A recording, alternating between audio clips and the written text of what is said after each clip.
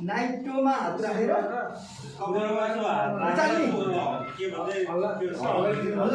पेट धक्का दिदीबाट ल ठिकै छ बेसिक लेभल लिनु भएको रहेछ भन्ने कुरो अलिअलि त समात्छ आफैले समात्छ होइन गाह्रो हुन्छ सास फेर्न गाह्रो हुन्छ अनि अड्क्यो भयो भन्दा गर्छ हो त्यस्तो अवस्थामा अब हामीले यहाँ हान्ने हो। अब सुन्नुहोस् है, यो हड्डी यस्तो किसिमको हुन्छ। हाम्रो हड्डी यो मेरुदण्डको हड्डी यहाँसम्म यो किसिमको हुन्छ। यो किसिमको चाहिँ यसरी हान्दा टुक्रिन सक्छ। हामीले पशुको हड्डी हेरेका छौँ अनि यस्तो छ, यो टुक्रिन सक्छ। टुक्रियो भने मान्छे जान सक्छ, प्यारालाइसिस हुन सक्छ, अनेक हुन सक्छ। यहाँ हान्नै हुँदैन र यो टाउकोमा हान्ने चलन छ। फेरि एकचोटि टाउकोमा हान्ने आँखा झर्छ,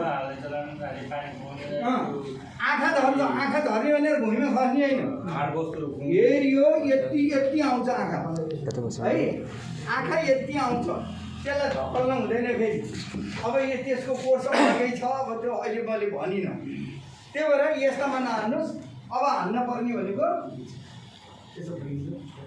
यो पातो छ नि, यो चुट्टिने यो पातो, यो बिचमा है, यो पातो यहाँ छुनिएन, यहाँ छुनिएन, ठ्याक्कै यो पातो र यो पातोको बिचमा हान्ने हो। ल हेर्नुहोस्, यस्तो भयो भने खुट्टाइ बिरामी। अब मेरो हात दाहिने मिल्ने भएको हुनाले यतातिर बसेँ, यो हात मिल्ने हुन्छ नि कोही कोहीको, देब्रे हात मिल्छ नि, यतातिर बस्यो।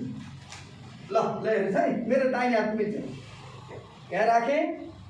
अब यो करङको जोर्नी यहाँ छ, यहाँ यसरी राख्नुहोस् अनि यसरी निहुरिन लाउनुहोस्, जुगाउने। अब यो दुईटा पाताको बिचमा हान्नु र यो तल्लो भाग यसरी उचालियो, एकैचोटि यसरी है। सास यो पनि तान्या छ, यो पनि तान्या छ।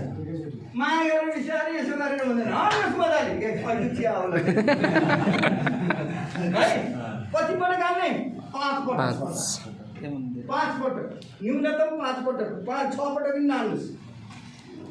यो छातीमा यसरी हाल्नुहोस्, 5 पटक झ्याक हाल्नुहोस्। टाइमिङ केही छ त्यस्तो? हजुर टाइमिङ छैन, 5 पटक हाल्ने अनि हेर्नु के निक्लियो। अब त्यसपछि निक्लिएन, अघि यहाँ सरहरूले भन्नुभएको छ। अब यहाँ जाने दोस्रो चरण नाइटो नाप्नुहोस्। नाइटोमा कान्छेमाले राख्नुहोस्, यो करमको जोर्नीमा बुढी आउँदै जान्छ। हेर्नुहोस् नाप्नुहोस्, नाइटोमा कान्छेमाले अनि करमको जोर्नीमा बुढी आउँदै जान्छ। अनि यो चोरी आउँदा छोड गर्नुहोस्, यसलाई सेन्टर पत्ता लाउन ल, यहाँ हुन्छ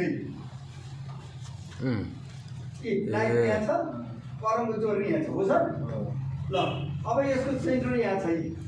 यसलाई चाहिँ बुढी औँला भित्र राख्ने, चाड औँलाले लक गर्ने। बुढी औँला भित्र चाड औँलाले लक गर्नुहोस्। यो चोरी औँलाबाट अघि नापेको ठाउँमा यसरी राख्ने र अनि यो छातीलाई धकल्ने, प्रेस गर्ने, तलबाट माथि। अघि यहाँले भन्नुभएको छ, तलबाट माथि यसो निहुर्याउने, तलबाट माथि। यो पनि कति पटक? 5 पटक। ल यसो गऱ्यो भने निक्लिन्छ, ग्यारेन्टी निक्लिन्छ। तर कुखुराको, चराको हड्डी, माछाको हड्डीलाई यो काम नगर्नुहोस्, त्यो निक्लिँदैन। डक्टरकै लानुपर्छ। फेरि केरा खुवाउने, अनि चिउरा खुवाउने, दही केरा खुवाउने, फुल खुवाउने के भन्छ होइन, त्यो होइन। अब किनभने कुखुराको हड्डी कहिले पनि गोलो काटिँदैन, माछाको गाडा तेर्सी हुन्छ नि त, मान्छे दुख्छ अनि स्वास्थ्य आउने जाने भइरहेको हुन्छ नि त। त्यो हुनाले तुरुन्त अस्पताल लाने।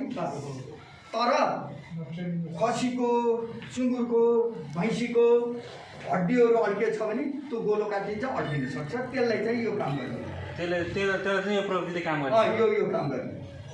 तर त्यहाँ महिला सुरक्षाकर्मीहरू नि हुनुहुन्छ, त्यो पनि भनिहाल्नु पर्छ। महिला सुरक्षाकर्मी हुनुहुन्छ नि, त्यहाँ गएर ल अड्क्यो ल यो भुँडीको अब झाप त मार्नु पर्ने छ तर भुँडीको पनि अब यसो गर्नलाई चाहिँ पऱ्यो भने सोध्नुहोस् दुईवटा कुरा महिनावारी भएको छ भनेर सोध्नु पऱ्यो 7 दिनसम्म छ भने ब्लिडिङ भइरहेको हुन्छ 4 दिनमा रोकिन्छ कसैको 7 दिनसम्म हुन्छ झन् ब्लिडिङ हुन्छ यो पेट यसो गरेको त्यसलाई चाहिँ विचार गर्नु होला र अनि विवाहित छ भने महिनावारी रोकिएको छ भनेर सोध्नु पऱ्यो गर्भवती भएको छ भने फेरि यो गर्न भएन किनभने हामी जिम्मेवारी मान्छेले जिम्मेवारी पूर्ण कुरो सोधेर मात्रै महिलाको लागि अब उनीहरूले के गर्ने त भनेर खै सोध्नु न तपाईँले त्यो महिनावारी भएको बेला त्यो गर्नु भएन र त्यो रोकिएको बेला त्यो गर्नु भएन किनभने रोकिएको बेला भ्रूण हत्या हुन्छ होइन महिनावारी भइरहेछ भने रगत बढी बग्छ त्यसलाई गर्न भएन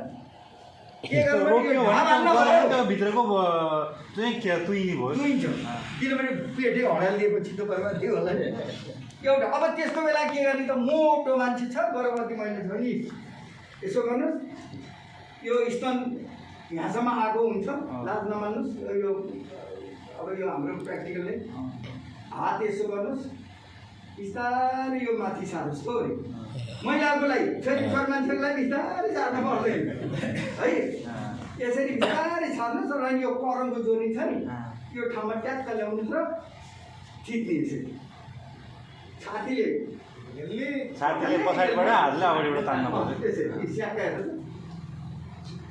यसरी यो मलाई गर्भवती वा मोटो मान्छे त्यो गर्ने अनि अरूलाई त यही नै हो यसले गर्ने छातीमा राख्ने 5 पटक थिच्ने भएन भने खुट्टा बिचमा राख्ने अनि नाइट कान्छेवाला नाइटो जोर्नीलाई चाहिँ कहाँ करमको जोर्नीमा अनि योलाई सेन्टर यो छ अलि बुढी औँलाभित्र 4 औँला गरेर यसलाई चाहिँ यसरी राख्ने र तलबाट माथि यो पनि 5 ल यसो गर्दा गर्दै